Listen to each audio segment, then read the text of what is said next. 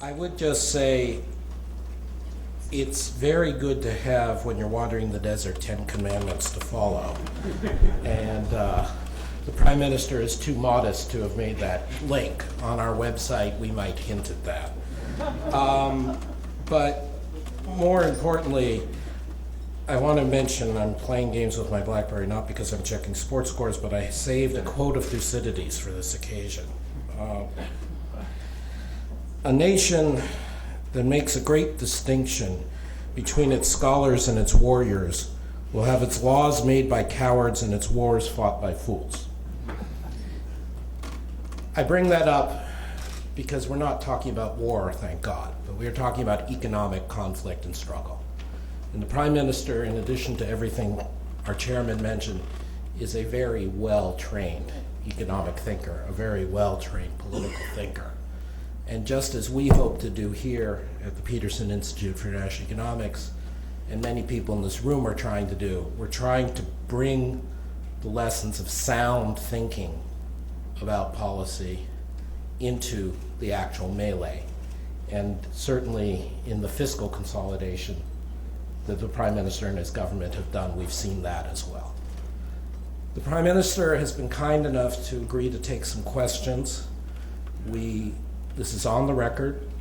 Please raise your hand, you'll be recognized. We'll bring you a mic.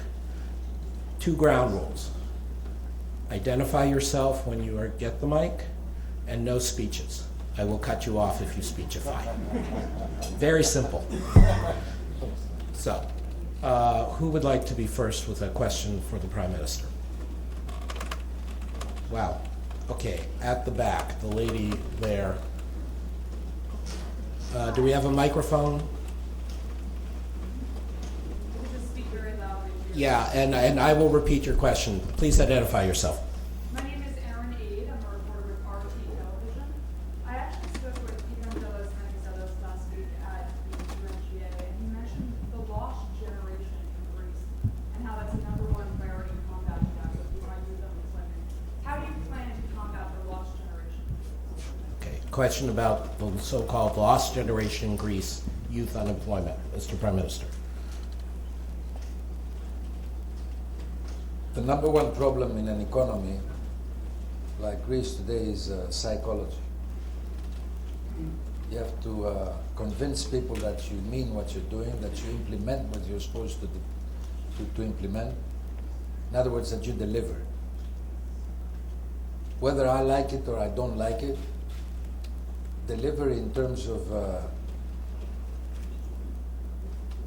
modern European knowledge and understanding means to have, after all those sacrifices, incredible sacrifices we went through, is to have a primary surplus.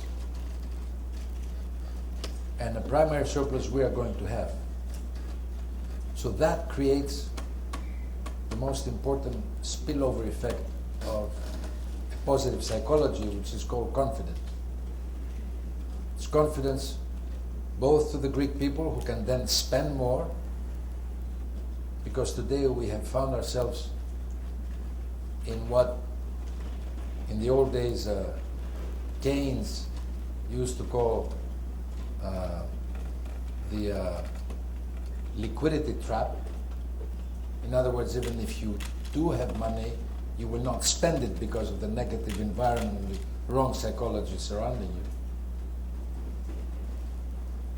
Investors will come, locals will invest, exports are going to grow because we are already successful in a very tangible and widely accepted manner with the right criteria, which is psychology. The second thing is to do what we've been trying to do in Greece, which is to say we can accept no more a red tape treatment to our investors. We have to have a red carpet treatment and provide it to our investors. We changed our laws that had to do with investments. what we try to do is to have a central licensing unit to accelerate every procedure necessary. We have, for instance, created what we call a visa provision for people who want to invest more than 250,000 euros buying some Greek land or property of any sort. And when I went to China about 2 months ago, I was told this would be a great incentive for the Chinese, and they were proved right. They're already coming by the tens, maybe tomorrow by the hundreds in Greece, and they buy this property which will be used for their renewable for more than 10 years visa coming to Greece. At the same time, you have to make sure that you know where you want investments to take place. So it's important to know what can grow faster. Obviously, tourism is one area. This year we had the incredible success with tourism because we've had the new record for Greece. More than 18 million people will be coming over. And I'm saying will be coming over because we still have summer in Greece. And because of the difficulties with Egypt and the other countries in the region, this summer period will be extended. And so we expect these people, and believe me, in a dehydrated economy with no liquidity, this little rain of foreign currency is a great thing. Regional hubs for R&D and innovation, companies like SAP, companies like IBM and Samsung and ZRE and Huawei and Hewlett Packard have come over and they promote their logistics. In the port of Piraeus, we have the Chinese company COSCO, which is really a very important investment for the region. Agricultural crops is very important. Food manufacturing is very important. The energy hub I just talked about before. And also, if you wish, our cultural heritage. I was Minister of Culture and I had the honor of inaugurating the Acropolis Museum, the new Acropolis Museum. And we decided we were going to, that was an old Harvard Business School trick that I thought might work, and it did. I said, €1 for the ticket. And there were zillions of people who came over. And now, of course, it's something like, I don't know, €10 or more. But everybody knows about the museum. Everybody's coming over.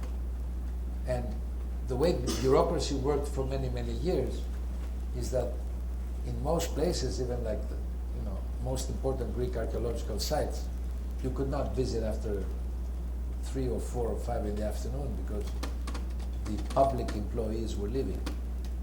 It's over now.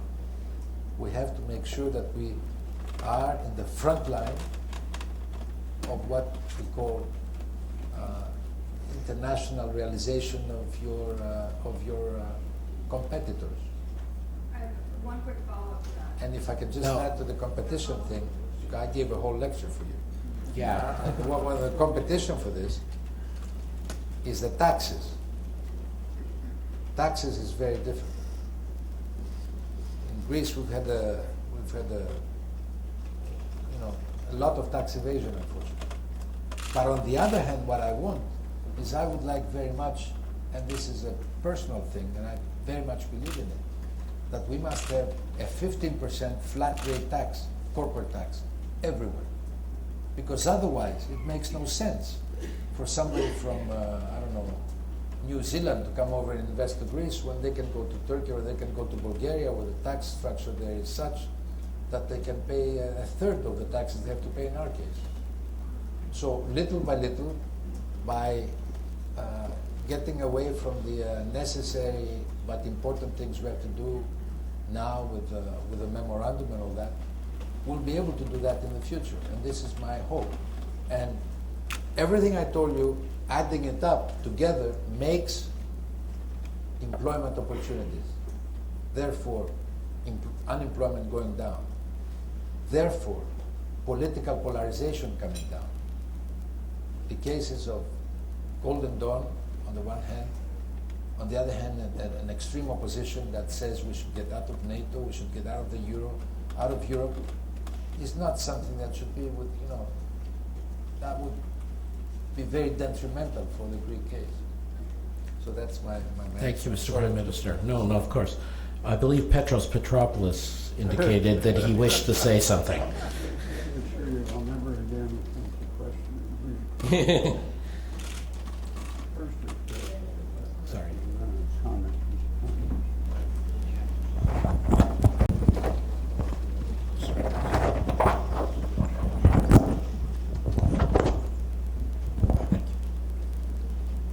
First, a question and then an observation. Speaking frankly, Mr. Chairman, Prime Minister, however you like to be called, Greece used to have a reputation of having many of its citizens with restrained enthusiasm for paying their taxes. I would be interested in you were Minister of Cultural Affairs, how you went about getting that situation turned around. Secondly, an observation only.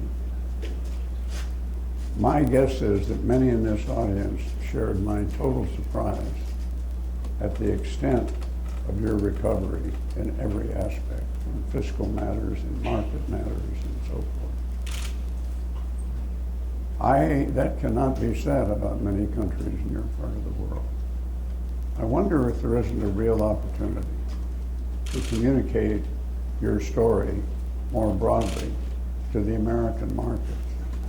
Because I would have a feeling that if I were wondering whether to take a trip to Greece with my family or not, listening to your story would have made a big difference.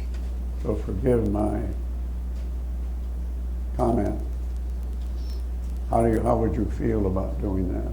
And how did you get more of your citizens to pay their taxes? Well, first of all, this is the reason I'm here in the States for the second time. I was here about 2.5 months ago. I visited the president in Washington, and I did what I had to do in terms of introducing the new Greek reality and prospects and our efforts to your president, and this was very important. And this is why I came back again to talk to the financial, mostly community. I talked to big multinational corporations, to fixed income people interested in buying GGBs, Greek government bonds. I talked to people who are very important in the American financial community. This is as far as economics and investments are concerned. As far as tourism is concerned, or telling it to the American people as a whole, you're absolutely right, we are not doing well. I did not have the time to plan the best as far as allowing the American people to know what we've gone through. But this is exactly the reason I'm here, and this is exactly the reason why we're planning now something totally new and much more powerful and effective, I hope, in the coming days. And it's not only in the US. Believe me, it's unbelievable to see how many Chinese or Russian tourists or Spanish or Egyptian people are coming over to Greece when they realize that things are changing, and it's bizarre, they want to help too. The Italian Prime Minister told me that two of his best friends, out of solidarity for what we've gone through, will be coming to Greece this summer, and they did come. And there are many people who will want to help, and to us this is very, very important. On the other hand, you're right about the taxes, as I mentioned before. There we try to make sure that things are absolutely different. which means that we are going through a very austere system of penalties against those who have the tendency or the propensity to evade taxes. Important people have been put to prison. VIPs from the world of known people have gone to prison, and we're not playing games with this. And this is known now. We've changed many laws, and it's going to be very difficult for anyone to tax evade from now on. At the same time, the rich Greeks, I have to tell you that they have not emulated in any way Andreas, but for the first time, for instance, the Greek ship owners came over to my office as a presidency, and they decided to offer for the first time voluntarily an amount of about 150 to 100 million euros, which will be embedded in our budget for 2013 and 2014. They will be continuously paying as Greek ship owners an important amount of money. This is done for the first time ever. What does that signify? To me, it signifies that there's a symbolic gesture, and Greeks from ancient times live with symbols. And the moment the rich guy pays, and the moment the tax evader goes to prison, and the moment the poor man is helped by people like Andreas, or by ways we find to help those who are in most need, then people start saying that, you know, there's a program and things will be better in the future. That's what we're trying to do. Thank you very much, Mr. Prime Minister. I've managed to get our wandering mic to get to the two gentlemen at the back right table, my right. I'm going to ask you to group your questions, both of you to speak, because the Prime Minister is being very generous in the length of his answers, but let's make sure we get the questions in. Please. Kalispera, Ian Talley, Wall Street Journal. You just came from, I believe, a meeting with Madame Lagarde. I wonder if she shares your view that extending debt maturities and lowering interest rates are not going to be sufficient to reduce Greece's debt to sustainable levels, whether a haircut is needed. And may I just clarify, is that what you were talking about promises being delivered and light at the end of the tunnel? Thank you. And the other gentleman, please. Prime Minister, my name is Cvetin Shalimanov, journalist with the Macedonian Information Agency.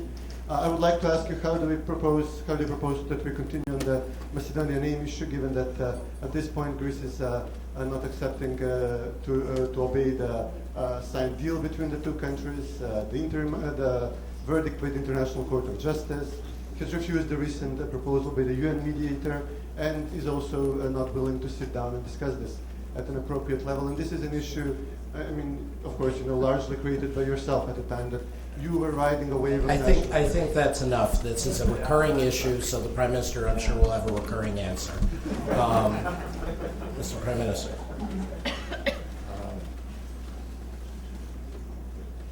Mrs. Lagarde and I had a discussion on the Greek situation, the economy, the prospects, the way the program is going.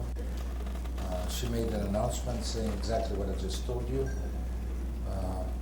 The meeting was very good, it was fruitful, but nobody came out with any announcement concerning specific things about perpetuities, or lowering the interest rates, or throwing the debt back on time. Nobody talked about that in terms of announcing anything. Obviously, there are many ideas that circulate. What is important to know is that in the November 2012 decision taken by the Eurogroup, it is specifically stipulated that if Greece indeed does manage to have primary surplus, then the European Union should help and will help Greece to our problem with the debt.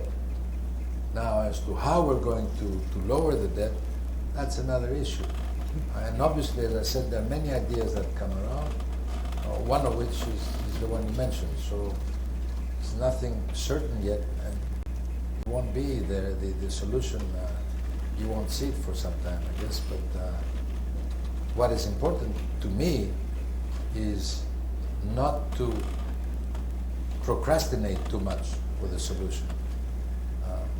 If there's a problem between two different schools of thought as to how to solve the problem, this should not become a problem for Greece. So all of us together must solve this.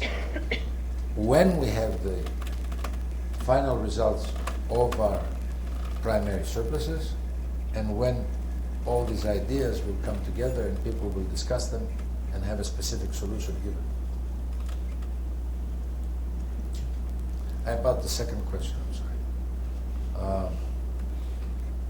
We have had long discussions with Mr. Nimitz on the name issue, who's the special emissary for the United Nations. I met with him last time I was here at the United Nations. It was a good discussion. I understand there's some extreme intransigence on behalf of my homologue from Skopje.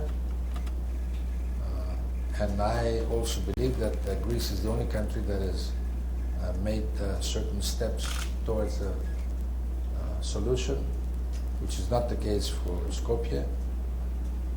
What we are looking for is a solution that will be a name which will be erga omnes, as they say in Latin. In other words, one solution for every need, one name for every need. And I do not see that this is what Mr. Gruevski is hoping for nowadays. And I believe that if you were to ask my Albanian or my Bulgarian homologue, they would most probably tell you the same, that intransigence lies on Skopje, not on Greece. We have time for one last question. I've identified Nancy Birdsall. Where's our mic? Beautiful. And this will be the last question of the evening. Thank you very much, Mr. Prime Minister. I'm just curious, looking back, if you would look back a little bit to the early days of the crisis when there was a major concern that Greece could not be competitive in the eurozone, and that behind that lack of competitiveness was the problem of monopoly rents or product markets, labor markets that were not contestable, special interests, and so on. So you've emphasized the progress on dealing with the fiscal deficit. But is there anything you can say about how, whether and how, if you think that that competitiveness issue was central, that it was based in kind of elite capture or the capture by various groups of various kinds of rents, and how you've been able to or plan to deal with that issue, and whether the IMF and the European Union and the outsiders who've tried to be helpful have been helpful on those structural reforms, or only on bringing in resources to cope in the short term with your fiscal and current account problems. Some of us might wonder just how helpful some of them have been, but that's another story. Prime Minister. Yeah. According to the IMF and according to the European Commission, Greece has already covered 75% of our competitiveness problem that we used to have. 75%. Our unit labor costs have fallen dramatically. So the problem is not so much that part of investing in Greece or creating employment in Greece. as it is a problem of structural, necessary structural changes. In the recent OECD report, Greece came first this year in terms of the volume, the amount of structural changes we went through. That only means we started from a very low point, changing things that were long overdue, but we're now changing them. I'll give you an example, because otherwise it's difficult to communicate. If I were to sell to you my house in Athens, you would have had to have a lawyer with you, and I would have been forced to have a lawyer with me too, by law. And they would both get a cut from our selling price. And the question is, if I sell the house to you, you might need a lawyer because I might be selling you the wrong house or something. But why did I need a lawyer? Why should he get a cut when I'm just selling it to you? With the new law, you don't need a lawyer, neither you nor me, unless one of us asks for a lawyer. But go and tell the lawyers in Greece that this should be the case. This was a unionist-like oriented position that was there for decades and was not changing. So I've had my problems, and I've had more than my share, more than you can imagine, with the Troika and with these people. But some of the things that they made us change were very correct and should have been changed much earlier. So this is what we're trying to do now. And you have to discern the essential from the trivial. And by discerning the right things and changing the right things, I believe that we do the right thing for the economy. And I think right now, talking to people who are now investing, and believe me, there are all sorts of investors that are coming over to Greece from the Emirates, to the Chinese, to the Russians who own our railroads, to anyone you can think, American companies. The very nice lady who was president of IBM was with me in my office about 2 weeks ago. My office is open for new investors to come. The culture has to change. We have to show that we need this communication of business interests, and that being a businessman is not a bad thing as it used to be in the past. So it's a culture that has to be changed, and this culture is changing. And I think that it will be successful. So as long as we do the fiscal consolidation we're supposed to do, the structural changes we're doing, and changing the culture of our country as a pro-business, pro-investment oriented country that demands investment in order to lower the unemployment problem, I'm happy. Because my number one concern and my number one criterion for everything I do is the young boy and the young girl who graduates from school, graduates from college, and has no jobs. And we go through a second brain drain, seeing people going to Germany and seeing people going to Australia and the US to find a job. And these are the best minds. And we need these people. So my number one worry and my number one agony, and that's all I'm doing every day, is to make sure that I can get more employment in Greece. And it's not just me. I just have the worst problem in terms of the statistics. 60% of unemployment among the youth. But if you go to Spain, if you go to other countries, they've got the same problem. And so this in a way becomes a European problem. And this in a way becomes a leadership problem for the future of Europe. Can this go on? Can this be sustained forever? How much more can our societies accept this? And how much more can I convince those people who react and in their reaction formation have a tendency to go to extremism and in order to react to what is happening? So it's not simply, employment is not simply an economic solution. It's mostly a political solution.